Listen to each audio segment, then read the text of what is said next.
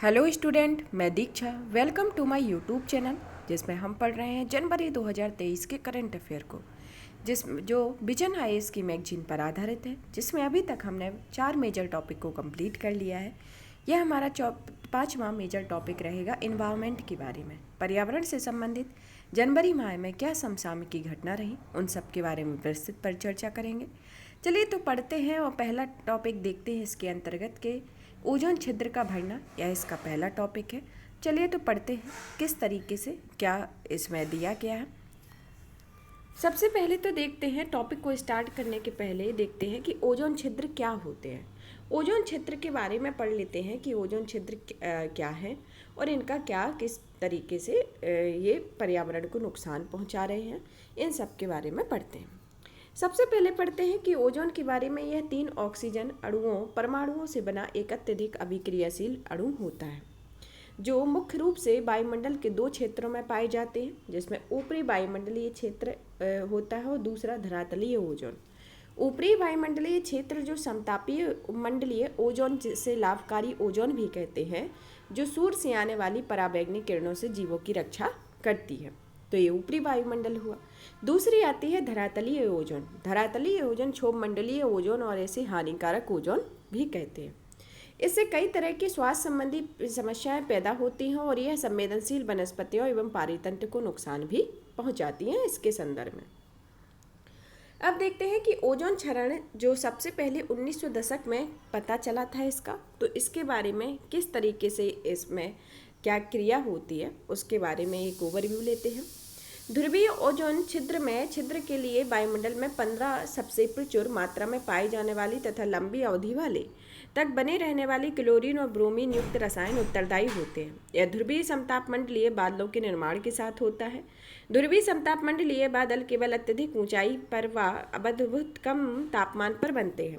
ये 2 तरह की ओजोन को नष्ट करने की में भूमिका निभाते हैं, जिसके अंतर्गत पहली आती है कि ये बादल एक सतह प्रदान करते हैं जो क्लोरीन के गैर हानिप्रद रूपों को अभिक्रियाशील ओजोन क्षयकारी रूपों में परिवर्तित करते हैं, और दूसरी आती है एक क्लोरीन के विनाशकारी प्रभाव को कम करने वाले नाइट्रोजन यौगिकों को हटा देती है। तो कौन कौन सी क्रिया आती है? पहले कि ये वायुमंडल को एक सतह प्रदान करती है जो क्लोरीन के गैर हानिप्रद स्वरूपों को अभिक्रियाशील ओजोन क्षयकारी रूपों में परिवर्तित करती है, और दूसरी आती है कि ये क्लोरीन के विनाशकारी प्रभाव को कम करने के लिए नाइट्रोजन यौगिकों को हटा देती है। इसके संदर्भ में अब आता है ओजोन क्षयकारी पदार्थों की सांद्रता बढ़ने से ओजोन परत का क्षरण होने लगता है तथा यह ध्रुवीय आर्कटिक भंवर के कारण होता है। किसके कारण होता है?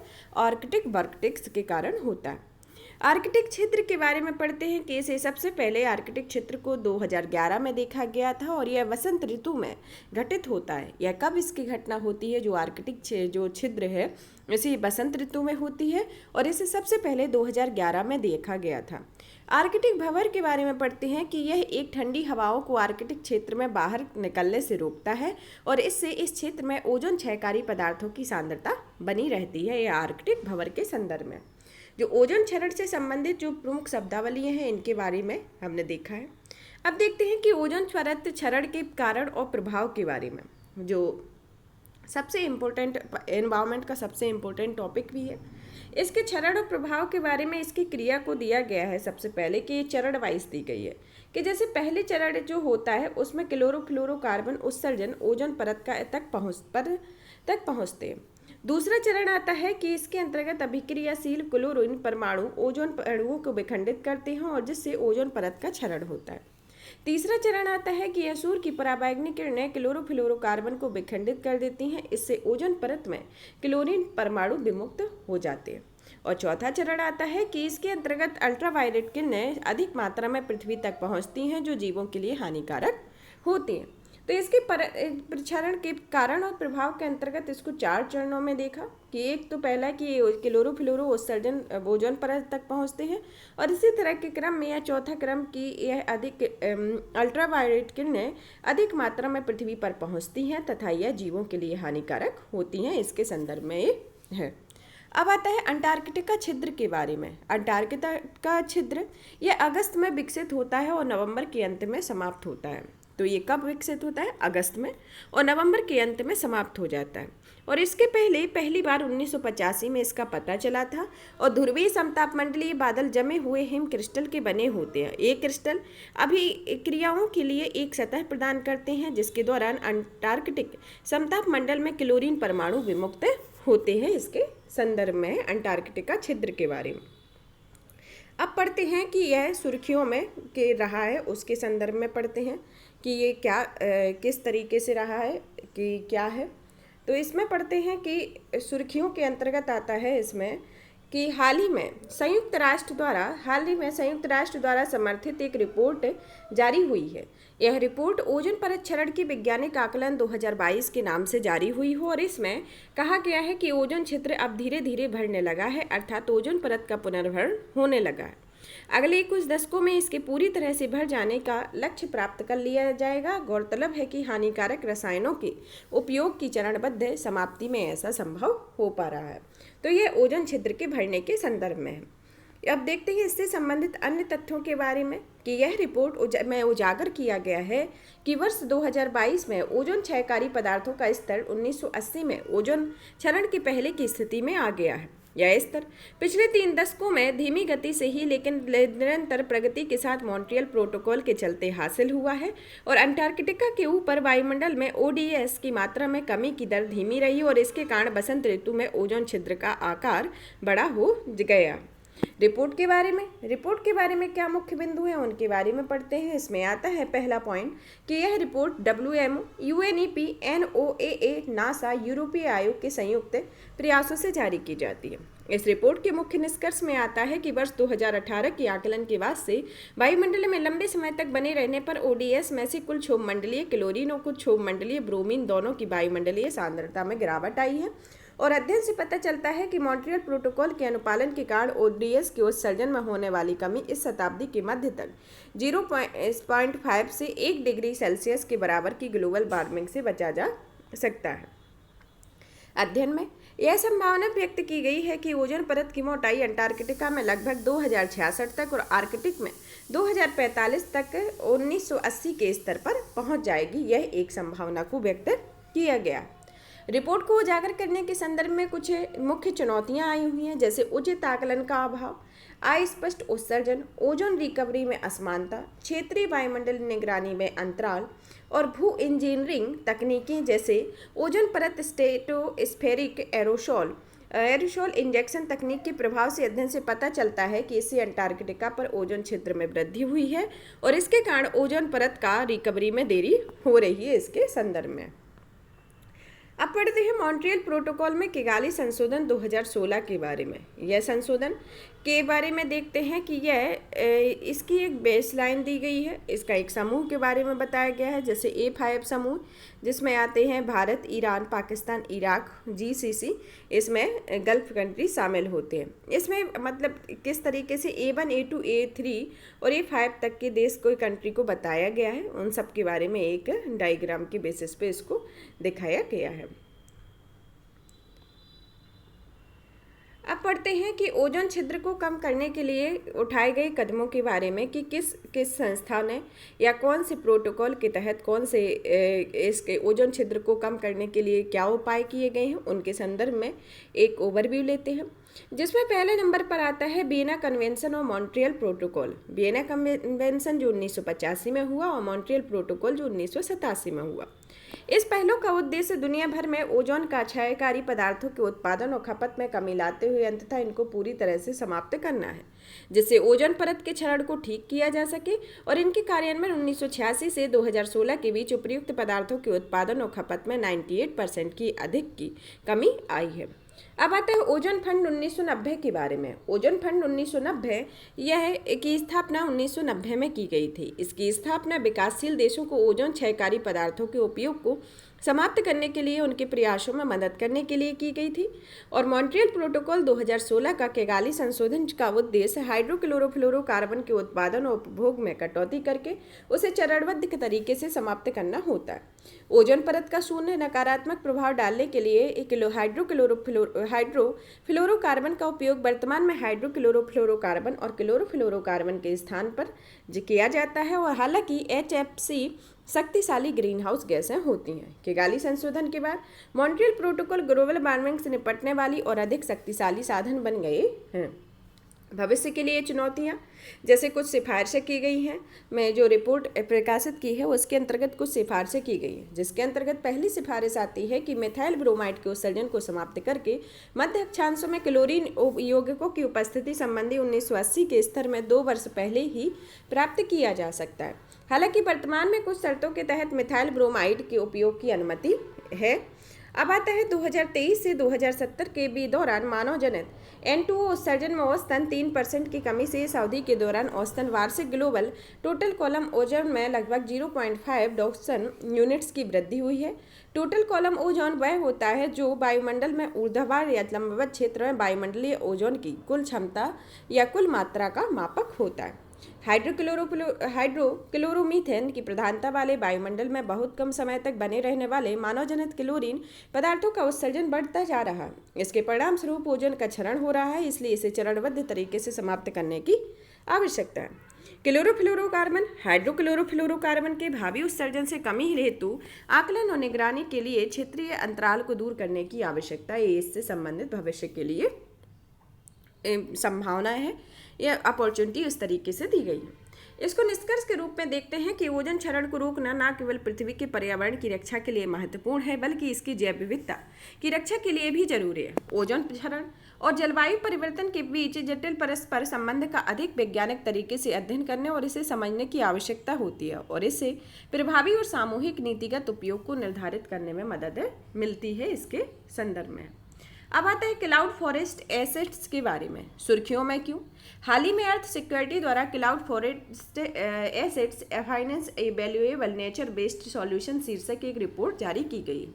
इस रिपोर्ट को एक वैश्विक प्रगति आधारित संपत्ति प्रबंधन सलाहकार फर्म के आधार पर जारी किया गया है। क्लाउड फॉरेस्ट क्या होते हैं या क्लाउड फॉरेस्ट के बारे में पढ़ते हैं। क्लाउड फॉरेस्ट वह फॉरेस्ट होते हैं जैसे कि ये आमतौर पर नदी के उद्गम क्षेत्रों में पाए जाने वाले पर्वतीय उष्णकटिबंधीय वन होते हैं। ये ज़्यादातर बादलों से ढके होते हैं। ये वन समुदायों, उद्योगों और जल विद्युत संयंत्रों के लिए स्वच्छ जल के भंडार को बनाए रखते हैं। अधिकांश यानी कि 90% क्लाउड फॉरेस्ट 25 विकासशील देशों के उष्णकटिबंधीय क्षेत्रों में पाए जाते हैं। ये जलवायु परिवर्तन के लिए अत्यधिक प्रभावी होते हैं। रिपोर्ट के अनुसार जो सुझाए गए हैं कि क्लाउड फॉरेस्ट बॉन्ड प्रकृति आधारित समाधानों का एक हिस्सा होता है, और ये बॉन्ड इन क्लाउड फॉरेस्ट की सुरक्षा के लिए एक वित्त पोषण का एक विकल्प के रूप में होते हैं। अब पढ़ते हैं क्लाउड फॉरेस्ट के बारे में कि ये क्या होते हैं। ये 10% से अधिक वनावरण वाले क्षेत्र तथा 70% से अधिक समय कोहरा मौजूद होता है। ये ज़्यादातर समुद्र जल के स्तर में 1500 से 3000 मीटर के बीच पाए जाते हैं। ये अन्य वनों की तुलना में ठंडे और आर्द्र होते हैं। ओकाई और फर्न से ढके छोटे वृक्ष होते हैं और सतह स्तरीय सघन कोहरे के बादल की मौजूदगी होती है। इसके संदर्भ में अब आता है क्लाउड फॉरेस्ट बॉन्ड के क्लाउड फॉरेस्ट 25 पहल के बारे में। यह पहल आर्थिक विकास के गैर संधारणीय मॉडल या ग्लोबल वार्मिंग और जलवायु संबंधी चरम घटनाओं की बढ़ती निरंतरता ने इस तथ्य को उजागर किया है। यह आर्थिक विकास व पर्यावरण के संरक्षण के बीच संतुलन होना चाहिए तथा क्लाउड फॉरेस्ट पहल 2025 इसी दिशा में उठाया गया एक कदम है, और यह एक निवेश संबंधी पहल है जो यह देशों, ऋणों देने वाले तथा बहुपक्षीय संगठनों को एकजुट करने तथा ऐसे बेनिवेश विकल्पों को मजबूत करने और उसको बढ़ावा देने के लिए केंद्रित है। अब आता है वित्त पोषण तंत्र के बारे में पढ़ते हैं। इसके अंतर्गत जैसे वाटर पेमेंट, सॉवरेन कार्बन और क्लाउड फॉरेस्ट बॉन्ड इसके अंतर्गत है, जिसमें सबसे पहला आता है वाटर पेमेंट के बारे में। वाटर पेमेंट यह पारिस्थितिकी तंत्र सेवाओं के लिए एवज में उपयोगकर्ता में पेमेंट वसूला जाएगा, और ऐसे उपयोगकर्ताओं में अनुपालन मानदंडों को पूरा करने वाले राष्ट्रीय स्तर पर संचालित जल विद्युत बांध आदि शामिल होते हैं। दूसरा आता है सॉवरेन कार्बन के बारे में। यह तराई वाले इलाकों के उष्णकटिबंधीय वर्षा वनों के व्यापक क्षेत्रों के लिए एक दृष्टिकोण के हिस्से के रूप में सॉवरेन और सब सॉवरेन अधिकार क्षेत्रों के अंतर्गत फॉरेस्ट कार्बन का वित्त पोषण किया जा सकता है। इनके लिए रिपोर्ट में क्लाउड फॉरेस्ट बॉन्ड का प्रस्ताव किया गया हो, ये सामूहिक व्यवस्था के माध्यम से जारी किया जा सकता है। क्लाउड फॉरेस्ट बॉन्ड या क्लाउड फॉरेस्ट की सुरक्षा के लिए वित्त जुटाने के लिए एक ऋण आधारित साधन होता है, और इनका मूल्य किसी देश की क्लाउड फॉरेस्ट संसाधनों को आर्थिक मूल्य पर आधारित होता है, इसके संदर्भ में है। अब पढ़ते हैं क्लाउड फॉरेस्ट्री से बॉन्ड के लाभ के बारे में। यह किन किन क्षेत्रों में होता है। पहला तो आता है कि यह संसाधन मुद्रीकरण के संदर्भ में। दूसरा आता है पारितंत्र सेवाओं की वास्तविक क्षमताओं को साकार करने के संदर्भ में। तीसरा आता है हरित अर्थव्यवस्था की ओर कदम बढ़ाना। चौथा जलवायु परिवर्तन का मुकाबला करना। और पांचवा निम्न आय वाले देशों के लिए वैकल्पिक जलवायु वित्त पोषण तंत्र विकसित करना तथा भागीदारी और समुदाय की क्षमता निर्माण होना इसके संदर्भ में यह है। अब आता है क्लाउड फॉरेस्ट से जुड़ी चुनौतियां, जिसमें के अंतर्गत पहली चुनौती आती है कि खुद के प्राकृतिक संसाधनों का उपयोग करने को लेकर शर्तें आरोपित करने से संप्रभु शक्ति को कमजोर करने की क्षमता। दूसरा आता है जलवायु विस्थापन का खतरा। तीसरा आता है राज्य के नेतृत्व वाला टॉप डाउन संरक्षण मॉडल।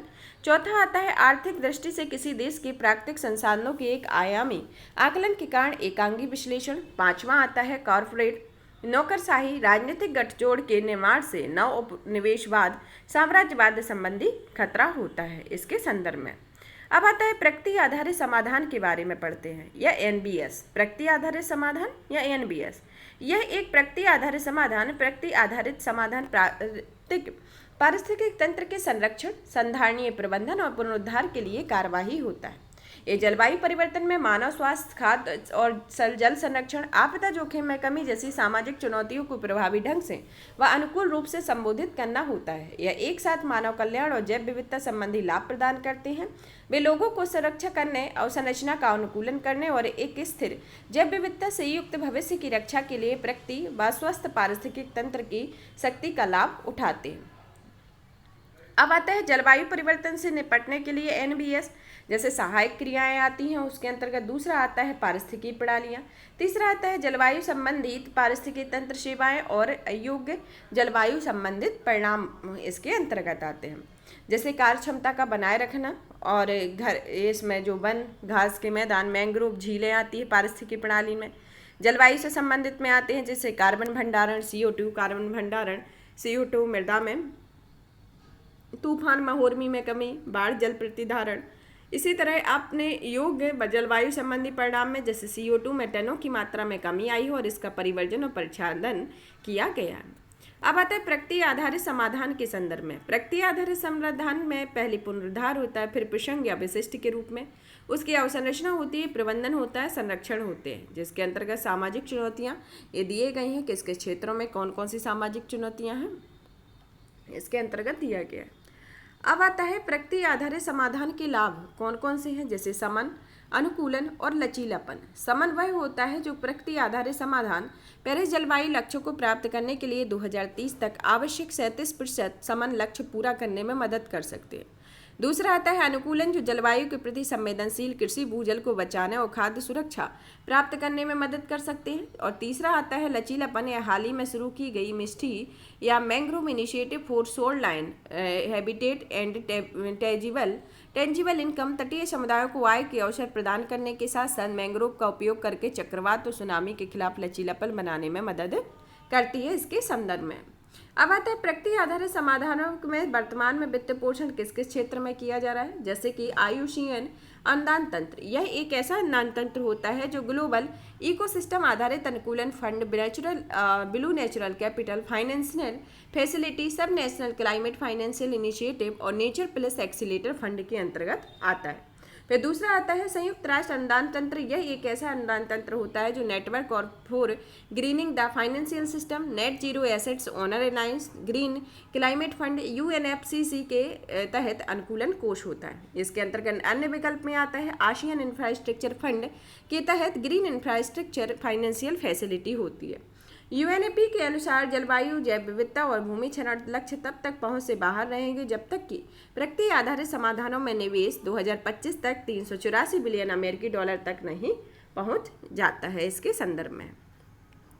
इसको निष्कर्ष के रूप में देखते हैं कि निम्न आय वाले देशों में मदद करने के लिए प्रकृति आधारित समाधान एक महत्वपूर्ण साधन हो सकता है तथा ये संधारणीय आर्थिक विकास को बनाए रखने के लिए पारितंत्र को संरक्षित करने में सहायक होते हैं तथा यह निम्न आय वाले देशों में जलवायु परिवर्तन संबंधी समान अनुकूलन गतिविधियों के वित्त पोषण के लिए विकसित देशों और उनके निजी क्षेत्रों को प्रेरित करता है। इससे साझी किंतु अलग अलग जिम्मेदारी के सिद्धांत के लक्ष्य को प्राप्त करने में मदद मिल सकती है, इसके संदर्भ में।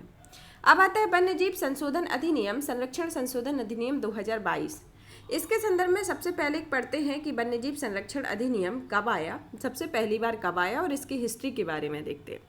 वन्यजीव संरक्षण अधिनियम कानूनों का इतिहास के बारे में तो सबसे पहले 1887 की बात करते हैं, जब वन्य पक्षी संरक्षण अधिनियम ब्रिटिश भारतीय सरकार द्वारा पारित किया गया था। फिर 1912 में वन्य पक्षी व पशु संरक्षण अधिनियम पारित किया गया और इसे 1935 में संशोधित किया गया।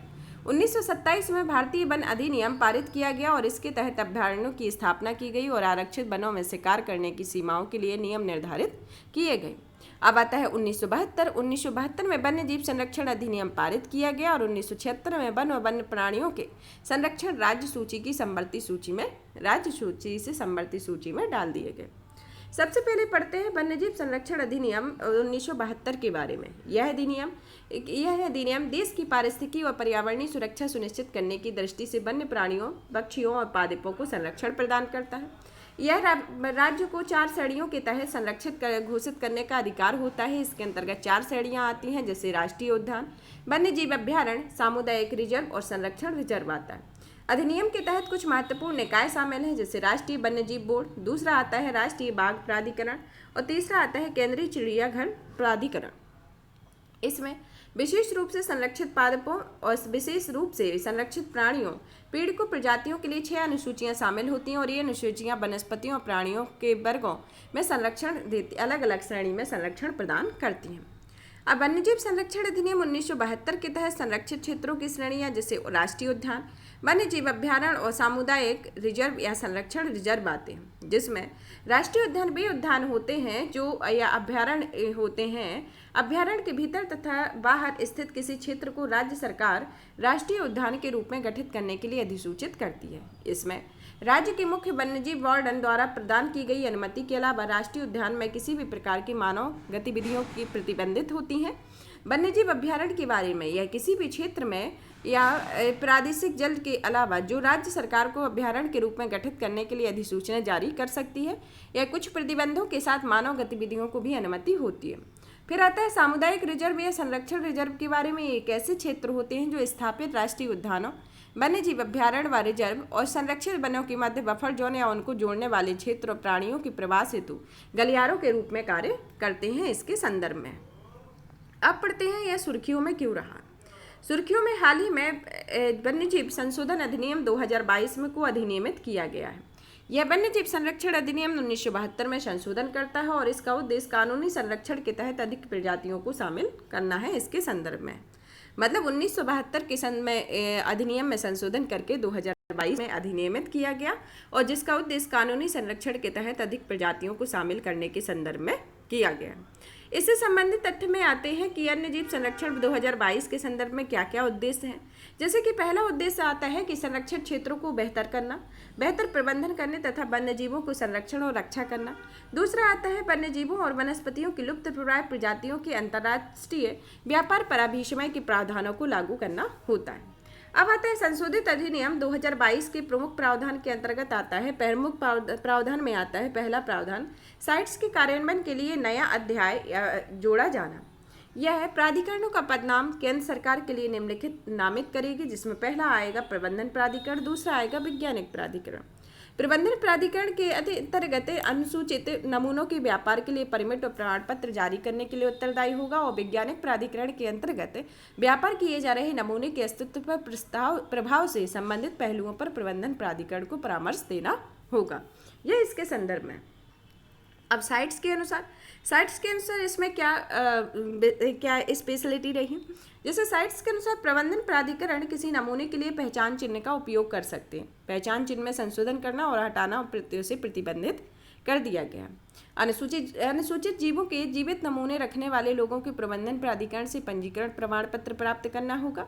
और अनुसूची 4 में परिशिष्ट में प्रजातियों के प्रजनकों को इस संशोधन के लागू होने के 90 दिनों के भीतर मुख्य वन्यजीव वार्डन के पास लाइसेंस के लिए आवेदन करना अनिवार्य है। और अनुसूचित नमूनों के निर्यात, आयात, पुनः निर्यात और समुद्र से संबंधित जानकारी के लिए शर्तें बताई गई हैं। अब आता है अनुसूचियों के तर्कसंगत बनाने के संदर्भ में। अनुसूचियों जैसे निम्नलिखित के जरिए अनुसूचियों को 6 से कम करके 4 कर दिया गया। जैसे पहली अनुसूची जो आती है वह आती है उच्च स्तर का संरक्षण तथा प्राणी प्रजातियों को शामिल करना। अनुसूची 2 के अंतर्गत आती है अपेक्षाकृत कम स्तर का संरक्षण प्राप्त प्राणी प्रजातियां शामिल करना, और अनुसूची 3 के अंतर्गत संरक्षित पादप प्रजातियां आएंगी, और अनुसूची 4 के अंतर्गत इसमें साइट्स की परिस्थिति के सूचीबद्ध नमूने को शामिल किया गया है इसके संदर्भ में। मतलब पहले 6 अनुसूचियां थी, उसे वर्तमान में 4 अनुसूची किया गया है। अभ्यारण्यों के नियंत्रण के संदर्भ में यह केंद्र सरकार के दिशा निर्देशों के अनुसार तैयार प्रबंधन योजनाओं के अनुसार मुख्य वन्यजीव वार्डन अभ्यारण्यों का प्रबंधन और संरक्षण करेगी। यह वन्य अधिकार अधिनियम 2006 के तहत आने वाली और क्षेत्रों और अनुसूचित क्षेत्रों के अंतर्गत आने वाली अभ्यारण्य के लिए प्रबंधन योजना संबंधित ग्राम सभा के साथ उचित परामर्श के बाद तैयार की जाएगी है इसके संदर्भ में।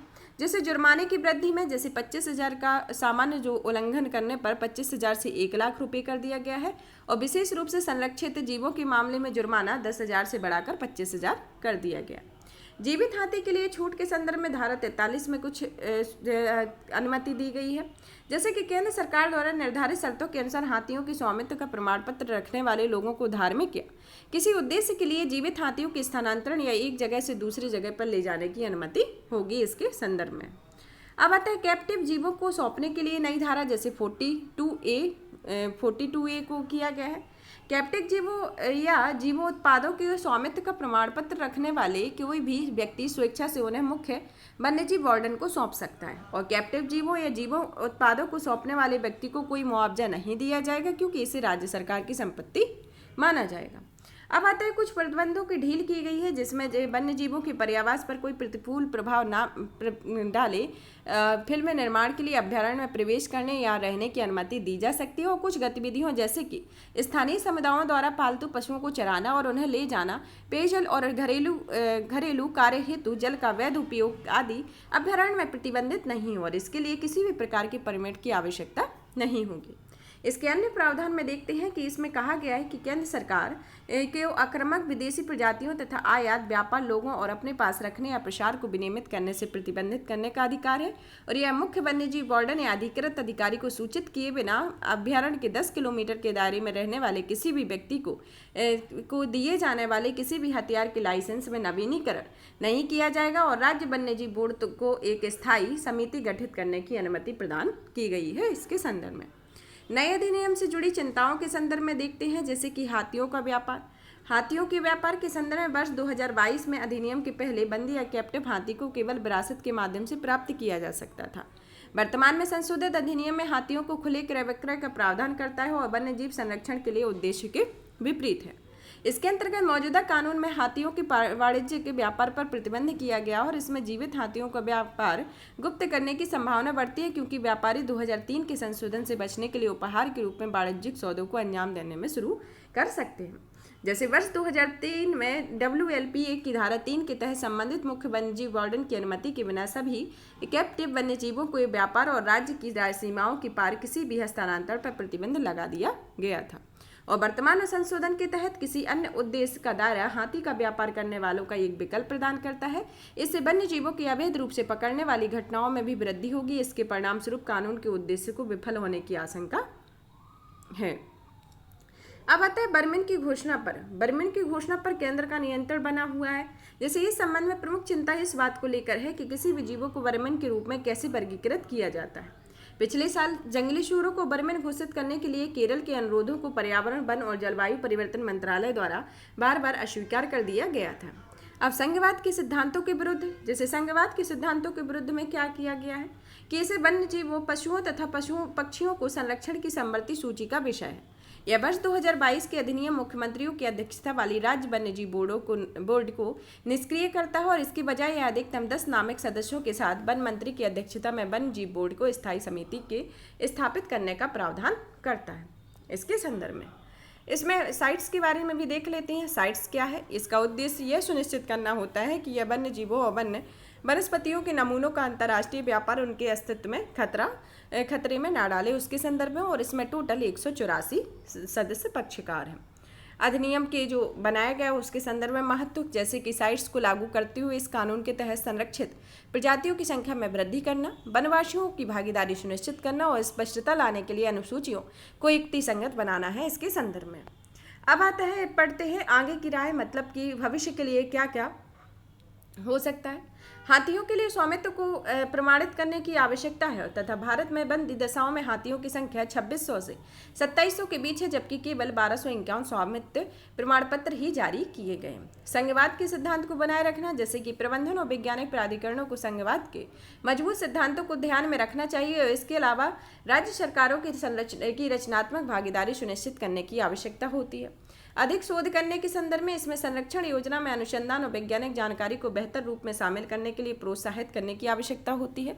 अस्थायी प्रतिबंध के संदर्भ में वन्य जीव आबादी की संरक्षण स्थिति को समीक्षा सुनिश्चित करने के लिए जीवों को वर्मिन के रूप में वर्गीकृत करने वाली समय अवधि पर तार्किक प्रतिबंध लगाने की आवश्यकता होती है। जैसे एशियाई हाथी के बारे में पढ़ते हैं कि एशियाई हाथी आयुषेन की इंडेंजर्ड स्पीशीज में आता है। यह हाथी प्रोजेक्ट एलिफेंट के तहत इसे 1991 में केंद्र प्रायोजित योजना के शुरू किया गया है तथा कर्नाटक में हाथियों की संख्या सर्वाधिक है। इसके बाद असम और केरल आता है। भारत में सबसे ज़्यादा कर्नाटक में, फिर असम और केरल आता है। और वन्यजीव संरक्षण अधिनियम की अनुसूची 1 में शामिल हाथी एकमात्र ऐसा प्राणी है जिसे विरासत या उपहार के रूप में कानूनी तौर से स्वामित्व के रूप में रखा जा सकता है, इसके संदर्भ में दिया गया। अब आता है वन संरक्षण नियम 2022 के बारे में। वन संरक्षण नियम 2022 के बारे में, यह संरक्षण नियम के बारे में पढ़ते हैं। जैसे राष्ट्रीय अनुसूचित जनजाति आयोग ने पुनः इस बात को दोहराया कि वन संरक्षण नियम 2022 वन अधिकार अधिनियम 2006 का उल्लंघन करते हैं। तो सबसे पहले तो जो वन संरक्षण अधिनियम के अंतर्गत जो और दूसरा अधिनियम है उसके बारे में पढ़ते हैं कि इसमें क्या क्या दिए गए हैं, क्या क्या इसके संदर्भ में सुझाव दिए गए हैं। जैसे कि जो वन संरक्षण अधिनियम 2022 है उनका इम्पोर्टेंस सबसे पहले देखते हैं। इम्पोर्टेंस के अंतर्गत आता है कि यह गैर वन उद्देश्यों के लिए भूमि के उपयोग हेतु स्वीकृत प्राप्त करने के लिए प्रक्रिया को बेहतर बनाएगा। यह प्रक्रिया से संबंधित समय और लागत को कम करेगा। यह प्रतिपूरक वनीकरण के लिए भूमि की उपलब्धता की कमी के संदर्भ में कुछ राज्यों केंद्र शासित प्रदेशों द्वारा प्रकट की गई चिंताओं का समाधान करेगा और यह निजी पक्षकारों को वृक्षारोपण के लिए प्रोत्साहित करेगा। इसके संदर्भ में इसमें आता है कि जैसे सबसे जो वन संरक्षण नियम 2022 वन अधिकार अधिनियम 2006 का उल्लंघन करता है, उसके संदर्भ में क्या क्या चिंताएं व्यक्त की गई हैं या फिर इससे संबंधित क्या क्या तथ्य हैं उनके बारे में पढ़ते हैं। इसके अंतर्गत पहला तथ्य आता है कि इसके पहले आयोग ने इस बात पर चिंता व्यक्त की थी कि 2022 में वन संरक्षण नियम अनुसूचित जनजातियों और ऐतिहासिक रूप से वन क्षेत्रों में रहने वाले लोगों के अधिकारों को प्रभावित कर सकते हैं और वन नियम 2022 NCST का मत है कि यह वन अधिकारों का अधिनियम 2006 का उल्लंघन करते हैं। वन संरक्षण नियम 2022 के बारे में, यह अधिनियम केवल वन संरक्षण अधिनियम 1980 के प्रावधानों को लागू करने के लिए लाया गया है। ये नियम अन्य कानूनों को निर्धारित प्रक्रियाओं की बाधा उत्पन्न नहीं कर सकते, जैसे कि वन्य जीव संरक्षण अधिनियम 1972 को, पर्यावरण अधिनियम 1986, भूमि अधिग्रहण अधिनियम 1896 और वन अधिकार अधिनियम 2006 को। अन्य वैधानिक कानूनों के प्रावधानों को संबंधित नोडल कार्यान्वयन एजेंसियों को एक साथ समय समय पर लागू किया जा सकता है। इसके संदर्भ में अब आता है वन संरक्षण नियम 2022। यह नियम 2003 की जगह लेगा और यह गैर वन उद्देश्यों हेतु वन भूमि के उपयोग के लिए केंद्र सरकार से पूर्व अनुमोदन पाने हेतु प्रक्रियात्मक फ्रेमवर्क निर्धारित करती है। यह फ्रेमवर्क 1980 के अधिनियम के तहत किए गए प्रावधानों में के अनुरूप होते हैं। अब जैसे पढ़ते हैं वन नियम 2022 के मुख्य बिंदुओं पर एक नज़र डालते हैं। जैसे समितियों की स्थापना करना, इसके अंतर्गत केंद्र सरकार द्वारा सलाहकार समिति और क्षेत्रीय अधिकार प्राप्त समिति का गठन करने का प्रावधान है। केंद्र सरकार के पूर्व अनुमोदन इसे 2 चरणों में प्रदान किया गया है, जैसे कि निर्धारित शर्तों को पूरा करने के लिए सलाहकार समिति की सिफारिशों पर विचार करने के लिए एक सैद्धांतिक अनुमोदन, और दूसरा आता है कि अनुपालन रिपोर्ट प्राप्त करने और इसे रिपोर्ट को पूर्ण अनुपालन सुनिश्चित होने के बाद अंतिम अनुमोदन होता है।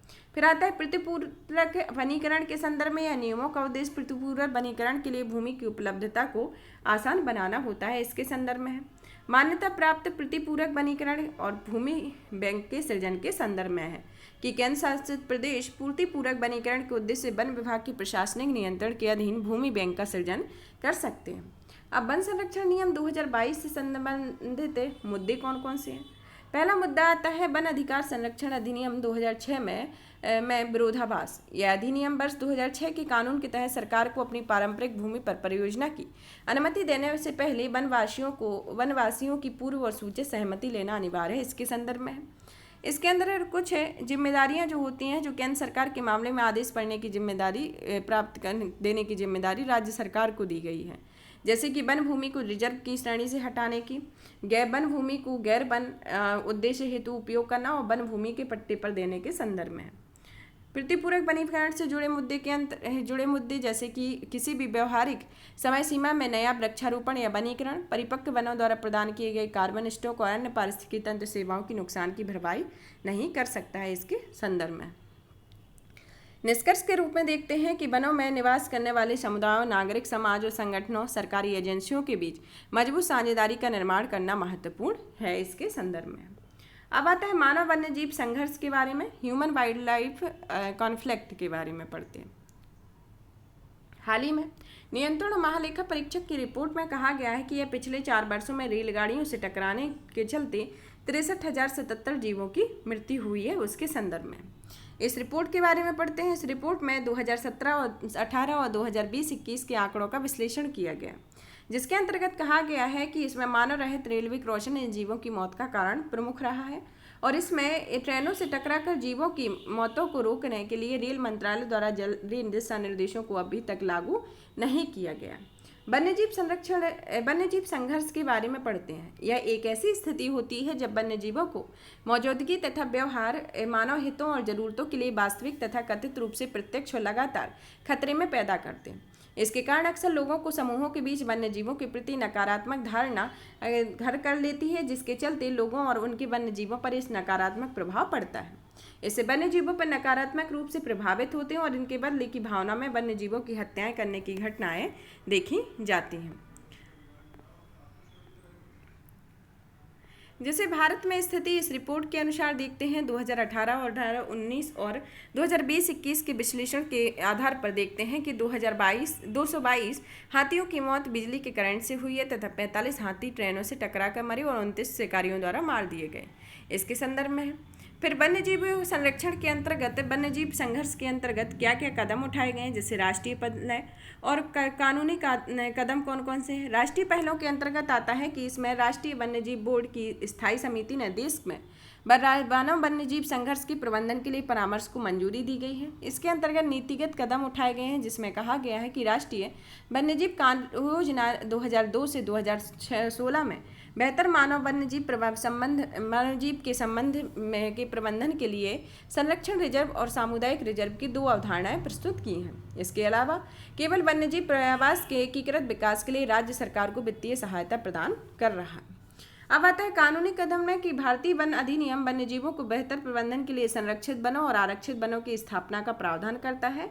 इसके अंतर्गत कानूनी फ्रेमवर्क प्रदान करने के उद्देश्य से वन्यजीव संरक्षण में संशोधन किया गया है, जैसे शिकार पर प्रतिबंध लगाने के लिए, दूसरा वन्यजीवी पर्यावरणों के संरक्षण और प्रबंधन के लिए, तीसरा संरक्षित क्षेत्रों की स्थापना के लिए और चौथा वन्यजीवों और संबंधित उत्पादों के व्यापार और विनिमय में नियंत्रण के लिए है। इसमें वन्य संरक्षण अधिनियम 1972 संबंधित अधिकारियों को समस्या पैदा करने वाले जीवों से निपटने का अधिकार देता है और इसके तहत किसी भी संरक्षित प्रजाति को वर्मन के रूप में घोषित करना या उनका बंद करना होता है। राज्य स्तरीय क्या पहले की गई, अभी हमने जो राष्ट्रीय स्तर पर पहले देखी कानूनी कदम देखी। अब राज्य स्तर पर जैसे उड़ीसा सरकार द्वारा एक सीड बम के माध्यम से प्राकृतिक वनों के विकास में सहायता की जा रही है और यह वन्य प्राणियों के लिए एक संधारणीय फीड स्टॉक के रूप में काम कर सकता है। दूसरा जैसे कि उत्तराखंड सरकार के द्वारा बायो फेंसिंग जैसे कदम उठाए जा रहे हैं ताकि वन्य बस्तियों और उनके आसपास वन्य प्राणियों की आवाजाही को कम किया जा सके। फिर आता है उत्तर प्रदेश सरकार के द्वारा मानव वन्यजीव संघर्ष को आपदा की सूची में शामिल करने जैसे नीतिगत उपाय किए गए हैं और ये उपाय इसलिए किए गए हैं ताकि इसके कारण होने वाली क्षति के लिए मुआवजा सुनिश्चित किया जा सके। तो इसके संदर्भ में अब पढ़ते हैं मानव वन्यजीव संघर्ष के कारण। जैसे कि पहला कारण आता है कि इसमें वनों के कृषि भूमि बदलने और औद्योगिक एवं आवासीय उद्देश्यों के लिए प्राकृतिक पर्यावास वाली भूमियों के उपयोग के कारण वन्यजीवों के लिए उपलब्ध पर्यावास में कमी आई है। दूसरा आता है जलवायु परिवर्तन के कारण बढ़ती चरम जलवायु घटनाओं जैसे बाढ़, सूखे आदि के कारण वन्यजीव भोजन और पानी आदि की तलाश में मानव बस्तियों के करीब आने के लिए विवश हो जाते हैं। और तीसरा आता है कि इसे रेलवे लाइनों तथा राजमार्गों के निर्माण के में हाथियों जैसी बड़ी प्रजातियों के प्राकृतिक प्रवासों को बाधित करने और नष्ट कर दिया गया है। यह इसके 3 प्रमुख कारण हैं। अब पढ़ते हैं आगे की राह में कि भविष्य में क्या हो सकती है। जैसे कि अग्रिम चेतावनी प्रणाली, एक अग्रिम चेतावनी प्रणाली होना चाहिए, वन्य जीव गलियारे होने चाहिए, इको टूरिज्म होना चाहिए, बफर जोन निर्मित होना चाहिए तथा इलेक्ट्रिक फेशिंग, जैसे कि हल्के वोल्टेज वाली बिजली की बाड़ कृषि क्षेत्रों और दूर दराज के गांवों के आसपास लगाई जाती है जहां पालतू पशुओं को वन्य प्राणियों से अधिक खतरा होता है, तो यह इलेक्ट्रिक फेशिंग होनी चाहिए। तो इसको आप कर सकते हैं। अब आते हैं फ्लाई ऐश के उपयोग के बारे में। फ्लाई ऐश क्या होता है, सबसे पहले देखते हैं फ्लाई ऐश के बारे में कि फ्लाई ऐश क्या होता है, इसका क्या इम्पोर्टेंस है, इसके संदर्भ में देखते हैं। जैसे फ्लाई ऐश ऐसे कणकीय पदार्थ होते हैं जो ताप विद्युत संयंत्रों में कोयले के दहन से उत्पन्न होते हैं। ये कोयले के दहन को चैम्बर में दहन करने के बाद अवशेष के रूप में खनिज संबंधी अशुद्धियाँ होती हैं जो दहन चैम्बर से बाहर निकलने पर ठंडी होकर कठोर हो जाती हैं। इनके रासायनिक संरचना के संदर्भ में देखते हैं कि यह सिलिका, एल्यूमिनियम, लोहा, कैल्शियम और ऑक्सीजन से मिलकर बने होते हैं और इसके अलावा यह आंशिक तौर पर आर्सेनिक और सीसा भी होता है। फ्लाई ऐश को 2 प्रकार सामान्य तौर पर होते हैं, जिसे श्रेणी एफ और श्रेणी सी ही होती है। श्रेणी एफ के अंतर्गत इसमें कैल्शियम की मात्रा निम्न होती है जबकि कार्बन की मात्रा 5% से कम होती है। श्रेणी सी के अंतर्गत इसमें कैल्शियम की मात्रा उच्च होती है तथा कार्बन की मात्रा 2% से कम होती है। फ्लाई ऐश के उपयोग के बारे में पढ़ते हैं कि इसका उपयोग क्यों आवश्यक है और यह इसके लाभों के बारे में भी पढ़ते हैं। फ्लाई ऐश का उपयोग क्यों आवश्यक है, इसके अंतर्गत आता है कि पहला कि इसके भंडारण के लिए अधिक स्थान की आवश्यकता होती है। यह अन्य देशों की तुलना में भारतीय कोयले में राख की मात्रा बहुत अधिक है। ऐश फॉन्ड से भूजल में भारी धातु का रिसाव होता है, पार्टिकुलेट मैटर की सांद्रता में वृद्धि होती है और तथा इसमें पादपों और प्रकाश संश्लेषण और वाष्पोत्सर्जन की दर कम होती है। ठोस अपशिष्ट प्रबंधन संबंधी चुनौतियां सामने आती हैं और श्वसन संबंधी बीमारियों का कारण बनती है जो मानव स्वास्थ्य पर प्रतिकूल प्रभाव डालती हैं। फ्लाई ऐश के लाभ क्या क्या होते हैं, जैसे पोर्टलैंड सीमेंट का प्रभावी विकल्प, यह टिकाऊ होती है क्योंकि यह कंक्रीट की सड़कों और संरचनाओं के जीवन चक्र को बढ़ाती है। यह पर्यावरणीय रूप से संधारणीय होती है क्योंकि इसका उपयोग कार्बन प्रच्छादन के लिए किया जाता है। ये अपने रासायनिक संरचना और गुणों के कारण यह अपशिष्ट जल के उपचार में मदद करती है और इसका उपयोग जल उपचार के तहत जल से पारे को अलग करने के लिए किया जाता है। इसके आने वाली चुनौतियाँ, जैसे फ्लाई ऐश में के अंतर्गत क्या क्या चुनौतियाँ हैं। फ्लाई ऐश के अंतर्गत आती चुनौतियाँ जैसे कि जागरूकता का अभाव होना, इसमें मजबूत होने का कम समय लगना, मौसमी संबंधी घटनाएं, रंग संबंधी विषमता और द्वितीयक पर्यावरणीय प्रदूषण इसके संदर्भ में। देखते हैं कि फ्लाई ऐश का सुर्खियों में रहने का बारे में देखते हैं कि फ्लाई ऐश सुर्खियों में क्यों है। फ्लाई ऐश जैसे हाल ही में केंद्रीय पर्यावरण वन जलवायु परिवर्तन मंत्रालय ने फ्लाई ऐश के उपयोग के संबंध में एक नई अधिसूचना जारी की है। इसके संदर्भ में देखते हैं कि कौन कौन सी अधिसूचनाएं हैं। जैसे कि पहली इसके संदर्भ में तथ्य आता है कि फ्लाई ऐश के उपयोग संबंधी पर्यावरण संरक्षण अधिनियम 1986 के तहत केंद्र सरकार प्रदत्त शक्तियों के तहत किए गए, जिनका उपयोग समय समय पर अधिसूचनाएं जारी करना होता है तथा इसे 1999 से जारी किया गया और नवीनतम 2021 में जारी की गई है। जैसे 1999 में पहली अनुसूचना जो जारी की गई, ताप विद्युत संयंत्रों से उत्पादित फ्लाई ऐश के उपयोग के लिए लक्ष्य निर्धारित करना। इसी तरीके से 2003, 2009, 2014, 2016, 2019, 2020 और 2021 में जारी की गई। 2021 में कहा गया है कि 3 साल के चक्र में पर्यावरण के अनुकूल उद्देश्यों के में राख का 100% उपयोग होना चाहिए इसके संदर्भ में। अब आता है भारत में उत्पादित फ्लाई ऐश का वर्ष 1996 में लगभग 10% उपयोग किया जाता था तथा 2020-21 में से बढ़ाकर 92% तक उच्चतम स्तर पर पहुंच गया। नए संशोधनों के प्रावधान देखते हैं कि इसका दायरा का विस्तार किया गया। जैसे कि नए संशोधनों के तहत फ्लाई ऐश का उपयोग नियम 2021 के जारी होने के समय और उसके बाद स्थापित नए ताप विद्युत संयंत्रों को भी फ्लाई ऐश के उपयोग संबंधी लक्ष्यों में अनुपालन के दायरे में लाया गया है। इसकी समय सीमा, जैसे समय सीमा 100% फ्लाई ऐश के उपयोग संबंधी लक्ष्य में समय सीमा 4 वर्ष होगी तथा लेगेसी फ्लाई ऐश का उपयोग, जैसे कि ताप विद्युत संयंत्रों के पास भंडारित लेगेसी फ्लाई ऐश, ऐसे फ्लाई ऐश जो पिछले कई सालों से भंडारित किए जा रहे हैं, उसे लेगेसी फ्लाई ऐश कहते हैं। यह पूरी तरह से उपयोग में 10 वर्षों के भीतर तक लिया जाना चाहिए। फिर आता है पुनर्प्राप्ति के संदर्भ में दिशा निर्देश, जैसे सौर और पवन ऊर्जा संयंत्रों की स्थापना के लिए भी। फिर आता है पुनर्प्राप्ति के लिए समय सीमा और प्रमाणन के संदर्भ में लेगेसी ऐश की परिभाषा को स्पष्ट करना और एस पॉन्ड संबंधी दिशा निर्देश, प्रमाण पत्र के लिए प्रभावी सक्षम प्राधिकरण, फिर आता है नए एस पॉन्ड का प्रतिबंध, एस पॉन्ड का मूल्य निर्धारण इसके संदर्भ में दिया गया। अब इसके संदर्भ में देखते हैं जैसे कि भारत में फ्लाई ऐश के उपयोग से संबंधित पहलों के बारे में। यह पहले वर्ष 2009 में इसके से विक्रय योग्य वस्तु बना दिया गया और यह S track mobile app launch की है विद्युत मंत्रालय के द्वारा। राष्ट्रीय हरित न्यायाधिकरण द्वारा फ्लाई ऐश प्रबंधन और उपयोग मिशन के गठित किया गया है और फ्लाई ऐश ईंटों और ब्लॉक्स पर जीएसटी को तर्कसंगत बनाने के लिए 5% की रियायत जीएसटी दर लागू की गई है। राज्य स्तरीय पहलों में देखते हैं कि महाराष्ट्र सरकार ने राज्य फ्लाई ऐश नीति 2016 में जारी की थी और राजस्थान सरकार ने निर्णय लिया था कि विद्युत संयंत्र सड़क निर्माण के लिए एनएचईआई को फ्लाई ऐश मुक्त में देंगे।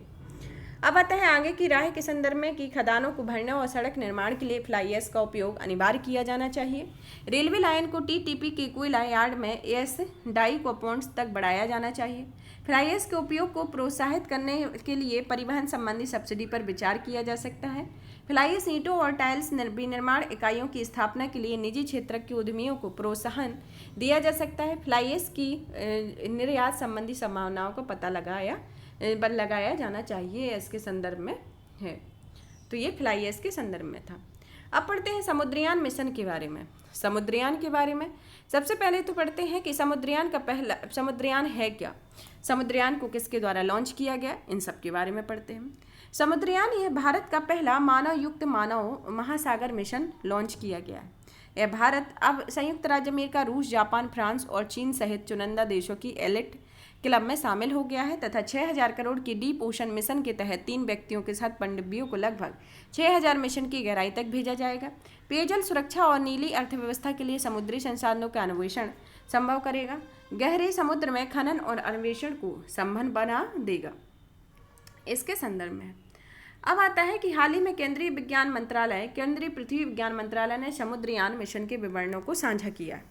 इसके संदर्भ में तथ्य आते हैं कि यह समुद्रयान मिशन का उद्देश्य स्वचालित पानों रहित मानवयुक्त पनडुब्बी का विकास करना है। 3 व्यक्तियों को गहरे समुद्र में संसाधनों की खोज के लिए 3000 मीटर की गहराई तक ले जाएगी।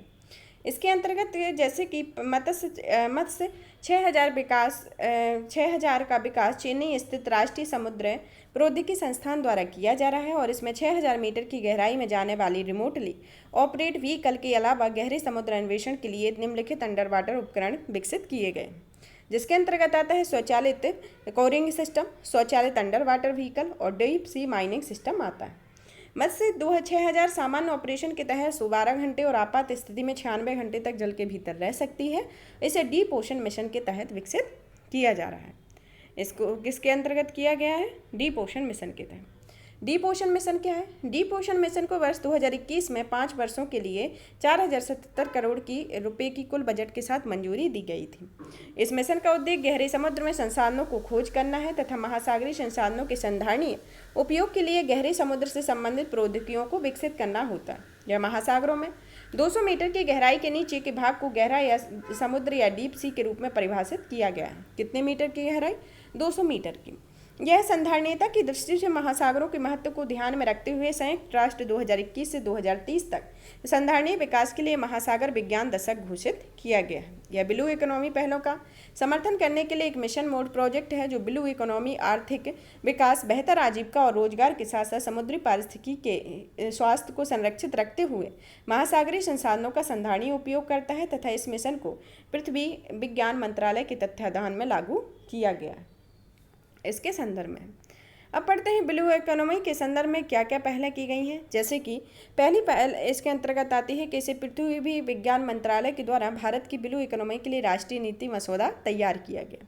इसके अंतर्गत भारत ब्लू इकोनॉमी को निम्नलिखित अलग अलग बहुपक्षीय समझौते व्यवस्थाओं का पक्षकार है, जैसे कि हिंद महासागर का टूना आयोग, हिंद महासागर rim association for regional cooperation और बिम्स्टेक आदि। एक आती है umbrella scheme ocean services modelling application resources and technology का 2021 से 2026 तक की अवधि में क्रियान्वयन किया जा रहा है। फिर आता है प्रधानमंत्री मत्स्य संपदा योजना का उद्देश्य भारत में मत्स्य पालन क्षेत्रों को संधारणीय और उत्तरदायित्वपूर्ण विकास के माध्यम से नीली क्रांति लाना है तथा मत्स्य के क्षेत्र में द्विपक्षीय सहयोग को बढ़ावा देने के लिए भारत में नॉर्वे, बांग्लादेश, आइसलैंड, इंडोनेशिया जैसे देशों के साथ समझौते ज्ञापन पर हस्ताक्षर किए गए हैं। तो यह भारत में ब्लू इकोनॉमी के संदर्भ में अलग अलग कुछ बहुपक्षीय प्रावधान किए गए हैं। अब पढ़ते हैं कि डीप ओशन मिशन के प्रमुख घटक, जैसे कि पहला आता है इसके अंतर्गत कि यह गहरी समुद्र में खनन के लिए प्रौद्योगिकी और मानव निर्मित पनडुब्बी, जैसे कि ये 6000 मीटर की गहराई तक 3 मनुष्यों को ले जाने वाली मानवयुक्त पनडुब्बी के संदर्भ में है। फिर आता है महासागरीय जलवायु परिवर्तन संबंधी परामर्श, गहरे समुद्र जैव विविधता के अन्वेषण संरक्षण के लिए गहरे महासागर का सर्वेक्षण और अन्वेषण, महासागर में ऊर्जा और ताज़ा जल तथा इसमें समुद्र जीव विज्ञान के लिए उन्नत समुद्री स्टेशन के संदर्भ में। डीप ओशन मिशन की इम्पोर्टेंस के बारे में पढ़ते हैं, यह किस किस क्षेत्र में इसका महत्व है। पहला आता है ऊर्जा और खनिज सुरक्षा के संदर्भ में, और दूसरा आता है आर्थिक विकास के संदर्भ में। फिर आता है जलवायु संकट को शमन करने में सहायक है, इसके संदर्भ में आता है, और औषधि की खोज और विकास के संदर्भ में इसका इम्पोर्टेंस है कि गहरे और समुद्र में औद्योगिक और जैव चिकित्सा के लिए महत्व के लिए नए बायोमोलिक्यूल्स मौजूद हैं, इसके संदर्भ में।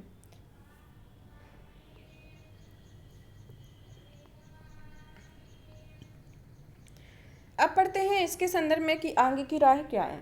इसमें गहरे समुद्र के बारे में ज्ञान की कमी को दूर करना इसका इस तरीके का एक पहला सुझाव होता है। दूसरा आता है विनियामकी फ्रेमवर्क होना चाहिए, मुक्त विचार विमर्श को बढ़ावा देना चाहिए, दायित्व को पूरा करने के लिए कानूनी फ्रेमवर्क को मजबूत करना चाहिए इसके संदर्भ में है, या इसके से आगे की राय के संदर्भ में है। जैसे डीप ओशन से मिशन से जुड़ी कुछ चुनौतियां भी हैं, इसके इम्पोर्टेंस को देखा, उसके बारे में देखा। अब इसकी चुनौतियों के बारे में भी देख लेते हैं कि ये पर्यावरणीय चुनौतियों के अंतर्गत आता है कि यह समुद्री प्रजातियों पर हानिकारक प्रभाव पड़ता है तथा ईंधन के लीक और फैलाव जैसी दुर्घटनाओं को खतरा होता है। तकनीकी के अंतर्गत आता है कि यह गहरे समुद्र में पारीतंत्र पर पड़ने वाले प्रभाव की जानकारी का अभाव होता है। विनियामकी के अंतर्गत आता है कि इसकी बहुआयामी प्रकृति के कारण गवर्नेंस संबंधी जटिलताओं और विनियामकी चुनौतियों की मौजूदगी होती है, और इसे सीमा पार प्रभावों के लिए चिंताएं हैं। उच्च लागत के संदर्भ में देखते हैं कि यह विशेष प्रशिक्षण और समर्थन की आवश्यकता के साथ ही उन्नत तकनीकों और उपकरणों की अनिवार्यता के कारण काफ़ी महंगा है तथा इसके कारण समुद्र से जुड़ी सांस्कृतिक तथा आध्यात्मिक मूल्य की हानि हो सकती है, सामाजिक और सांस्कृतिक संदर्भ में दिया गया। अब पढ़ते हैं जोशीमठ भूदशाओं के बारे में। जोशीमठ के बारे में सबसे पहले तो जोशीमठ है कहाँ, उसके बारे में पढ़ते हैं। जोशीमठ को उत्तराखंड में स्थित है। उत्तराखंड में जोशीमठ का इम्पोर्टेंस के बारे में पढ़ते हैं कि इसका क्या महत्व है। बद्रीनाथ, हेमकुंड साहिब, अंतर्राष्ट्रीय स्कीइंग गंतव्य औली जैसे प्रसिद्ध तीर्थ स्थलों का प्रवेश द्वार है। यहाँ आदि शंकराचार्य द्वारा स्थापित 4 प्रमुख मठों में से स्थित ये अन्य 3 द्वारका, पुरी और श्रृंगेरी में है। फिर आता है भारतीय सशस्त्र बलों के लिए सामरिक रूप से महत्वपूर्ण है और यहाँ सेना की सबसे महत्वपूर्ण छावनियों में स्थित है। इसकी लोकेशन देखते हैं कि यहाँ पर जोशीमठ है, जिसमें यहाँ ये बद्रीनाथ है, यहाँ केदारनाथ, यहाँ देहरादून, यहाँ हरिद्वार और ये अल्मोड़ा है। तो ये जोशीमठ यहाँ केदारनाथ के पास में स्थित है। अब आता है उत्तराखंड में जोशीमठ के स्खलन और भूदशाओं से प्रभावित क्षेत्र घोषित कर दिया गया है। इसके संदर्भ में तथ्य कौन कौन से हैं, जैसे कि इसरो ने राष्ट्रीय सुदूर संवेदन केंद्र जारी किए गए हैं तथा उपग्रह चित्रों से पता चला है कि जोशीमठ केवल 15 दिनों में तीव्र गति से 5.4 सेंटीमीटर से धंस गया है तथा जोशीमठ की यह घटना 2 जनवरी से धंसाव के साथ शुरू हुई है। रिपोर्ट के अनुसार जोशीमठ के 600 से अधिक घरों में बड़ी दरारें आ गई हैं तथा इस कारण से अब ये घर रहने लायक नहीं रहे हैं। इसके संदर्भ में भूदशाव के बारे में कि भूदशाव होता क्या है। भूदशाव यूनाइटेड स्टेट जियोलॉजिकल सर्वे के अनुसार पृथ्वी की उप सतह से भू सामग्रियों को हटाने और उनके विस्थापन के कारण पृथ्वी की सतह पर क्रमिक रूप से धंसना या अचानक धंसाव को भूदशाव कहा जाता है।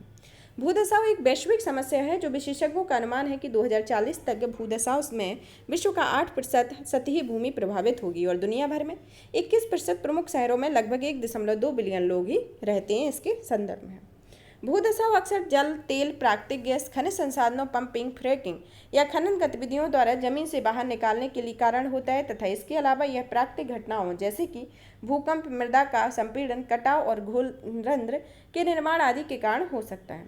अमेरिकी भूवैज्ञानिक सर्वेक्षण के अनुसार दुनिया भर में 80% से अधिक भूदशाव अत्यधिक भूजल निकासी के कारण होता है।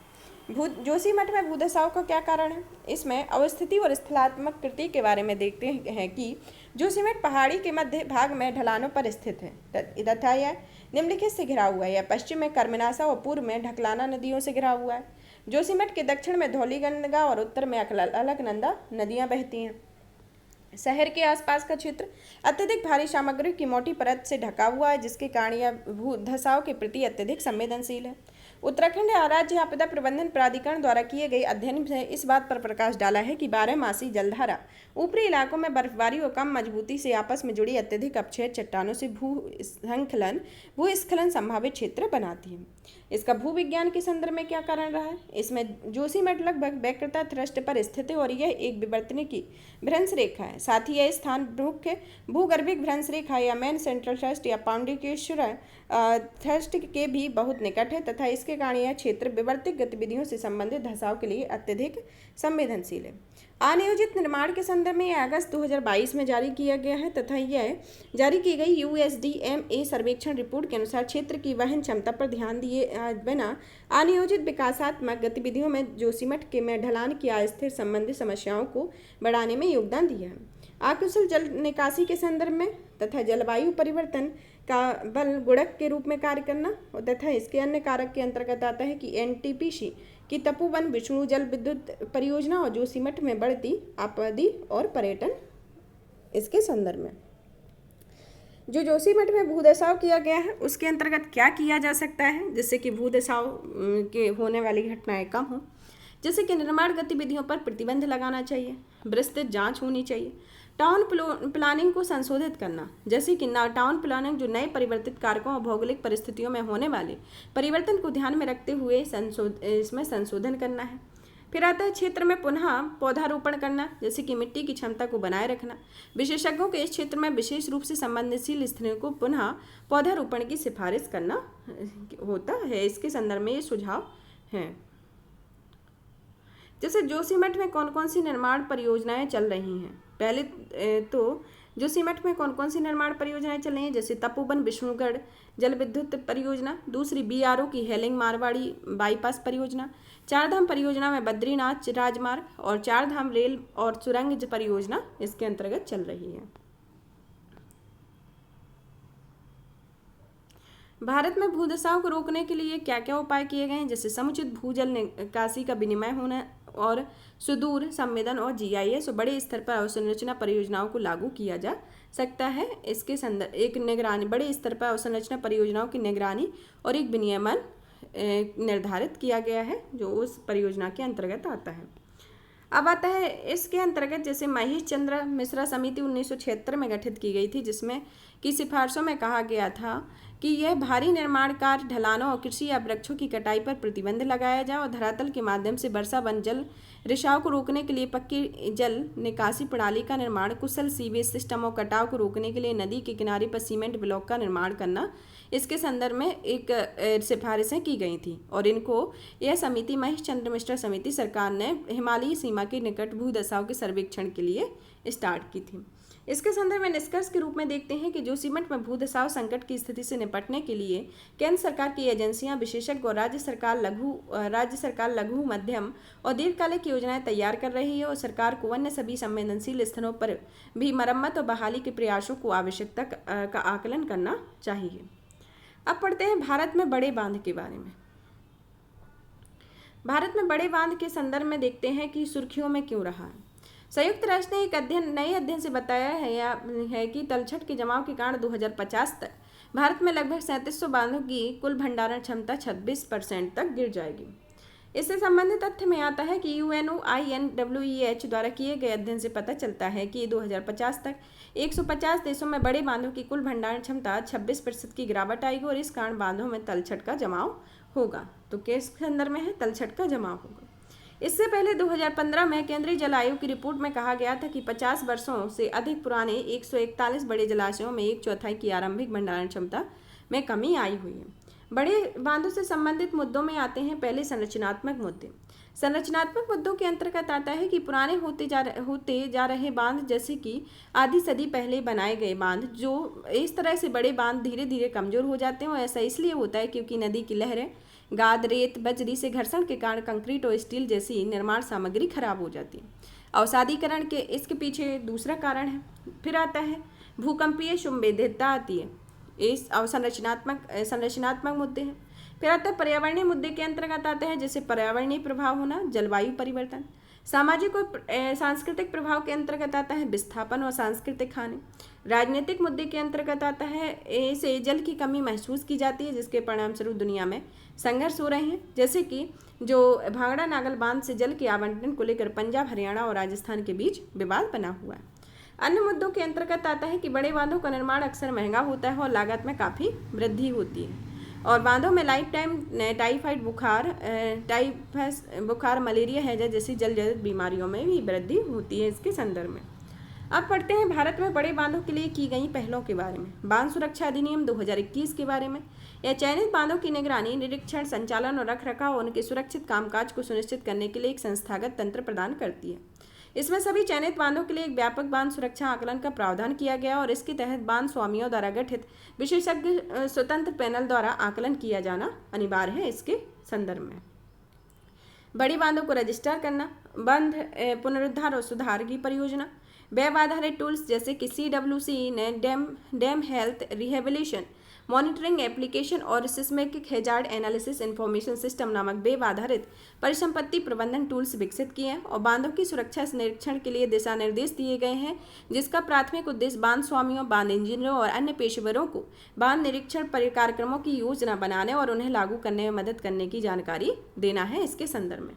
आगे की राय में देखते हैं कि बांधों से संदर्भित में होने वाले मुद्दों के उपाय, जैसे कि वैश्विक बांध आयोग ने बांधों को होने वाले मुद्दों के संदर्भ में 7 चरणों की जारी किए हैं, जैसे कि लोगों की सहमति प्राप्त करना पहला तो है, दूसरा है नदी तंत्र आजीविका को बनाए रखना, तीसरा विकल्पों को व्यापक विश्लेषण, चौथा सीमा पार नदियों का जल साझा करना, पांचवा वर्तमान बांधों का ध्यान रखना, नियमों का पालन सुनिश्चित करना और सातवां अधिकार को मान्यता देना और लाभ साझा करना है। इसका यह 7 प्राथमिकताएं हैं।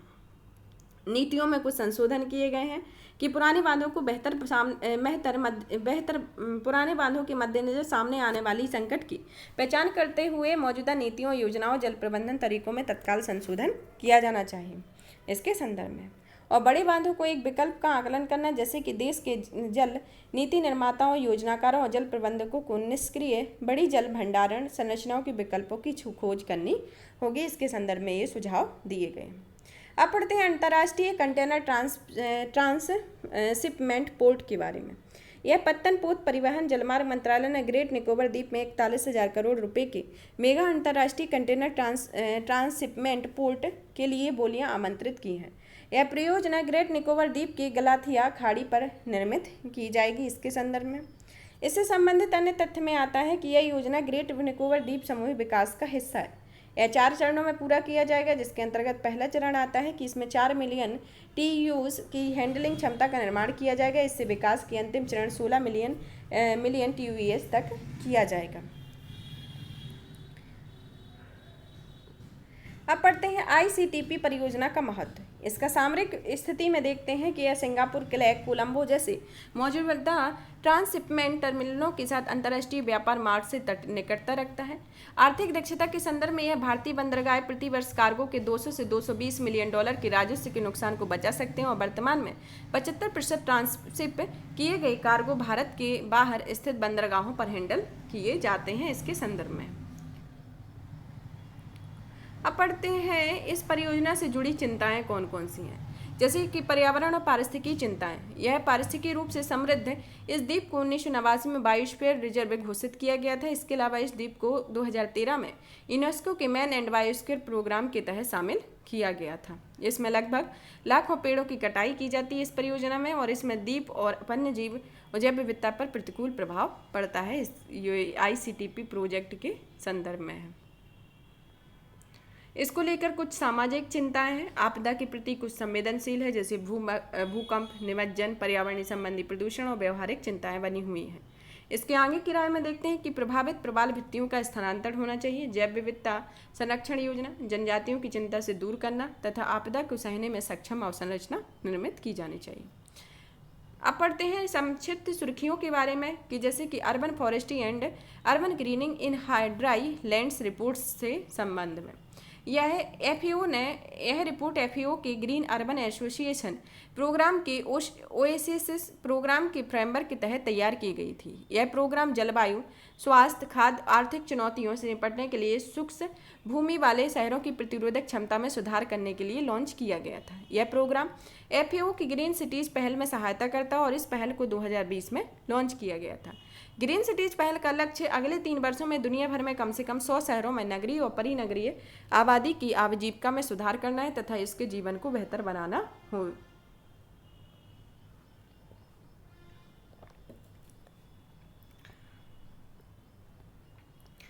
रिपोर्ट के मुख्य निष्कर्ष में देखते हैं कि रिपोर्ट में विश्व के लगभग 35% सबसे बड़े शहरों में शुष्क क्षेत्रों में आते हैं। काहिरा, मैक्सिको सिटी और नई दिल्ली जैसे बड़े शहर शामिल हैं, जो वर्तमान में अपने विस्तार के साथ से ये सामाजिक, पर्यावरणीय और आर्थिक संकट में उच्च जोखिम का सामना कर रहे हैं। इसके संदर्भ में इस रिपोर्ट में क्या क्या सिफारिशें की गई, जैसे कि भूपरिदृश्य स्तर पर कहा गया है कि हरे भरे स्थानों के विकास के लिए योजना बनाई जानी चाहिए और ऐसी जगहों का रखरखाव किया जाना चाहिए। साथ ही जगहों की हरियाली के लिए ऐसे वृक्षों और वनस्पतियों का चयन किया जाना चाहिए। फिर आता है सामुदायिक स्तर पर सामुदायिक भागीदारी और स्वामित्व की भावना को बढ़ावा दिया जाना चाहिए। सरकारी स्तर पर इसमें मजबूत नीतियां बनाई जानी चाहिए तथा शहरी हरियाली को संरक्षित किया जाना चाहिए। इसके संदर्भ में अब आता है मैंग्रोव पारिस्थितिक तंत्र में संधारणीय जलीय कृषि पहल। संधारणीय झींगा मछली पालन की नई पहल सुंदरबन में मैंग्रोव के पुनरुद्धार के लिए एक नई उम्मीद जगाई है। यह पहल पश्चिम बंगाल में संचालित की जा रही एक समुदाय आधारित पायलट परियोजना है। इसके तहत किसान झींगा पालन करने वाले तालाबों के आसपास मैंग्रोव के वृक्ष लगा रहे हैं।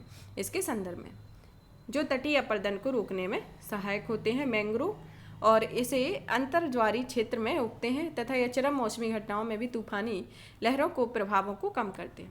अब आता है राज्यों के मंत्रियों का प्रथम अखिल भारतीय वार्षिक सम्मेलन। वाटर विजन 2047 विश्व के राज्यों के जल में संबंधित मंत्रियों को प्रथम अखिल भारतीय वार्षिक सम्मेलन भोपाल में आयोजित किए गए। इस सम्मेलन के अंतर्गत कुछ पहलें निर्धारित शुरू हुई हैं, जिसके अंतर्गत पहली आती है उपचारित अपशिष्ट जल के पुनः उपयोग पर राष्ट्रीय रूपरेखा जारी की गई है। राष्ट्रीय तलछट प्रबंधन रूपरेखा प्रस्तुत की गई है। जल शक्ति अभियान के तहत सर्वोत्तम प्रथाओं का शुभारंभ किया गया है, जिसके अंतर्गत catch the rain programme start किया गया।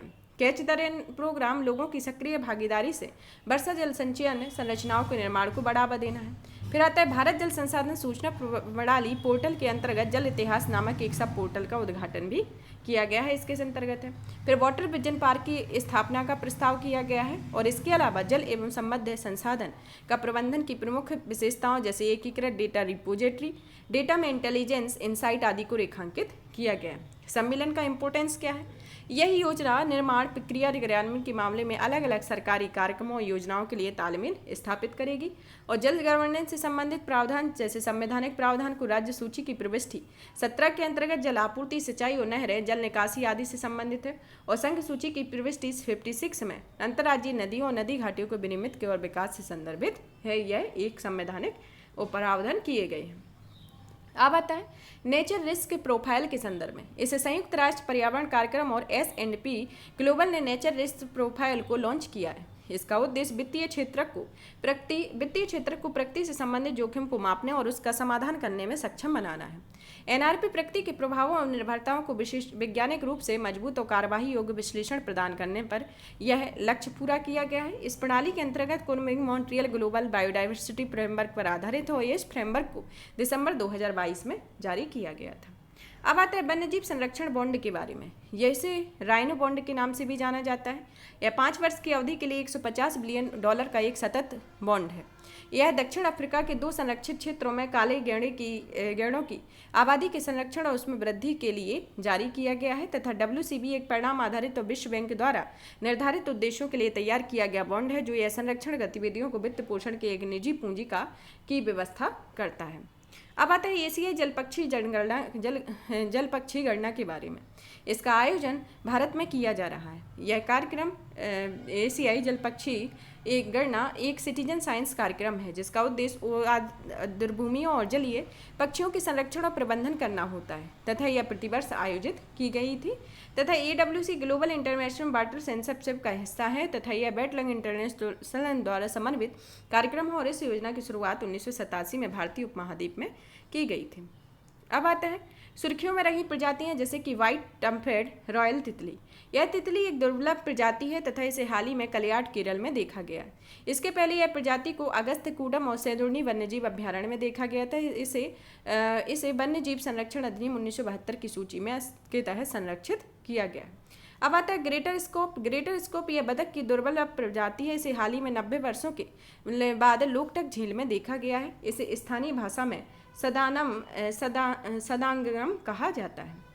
अब आता है नीलकुरुंजी के बारे में। नीलकुरुंजी पर्यावरण वन जलवायु परिवर्तन मंत्रालय ने नीलकुरुंजी को वन्यजीव संरक्षण अधिनियम 1972 की अनुसूची 3 के तहत सूचीबद्ध किया है। इसे संरक्षित पादपों की सूची में शामिल किया गया है।